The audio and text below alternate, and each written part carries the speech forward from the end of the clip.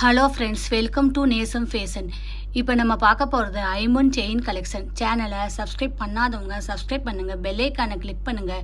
Video ரெகுலராக உங்களுக்கு வந்துடும். இந்த மாடல் பிடிச்சிருந்தா ஸ்க்ரீன்ஷாட் எடுத்து வாட்ஸ்அப் அனுப்புங்க. நாங்கள் கொரியர் அனுப்பிச்சிடுவோம். நம்மள்ட்ட COD available, online payment available.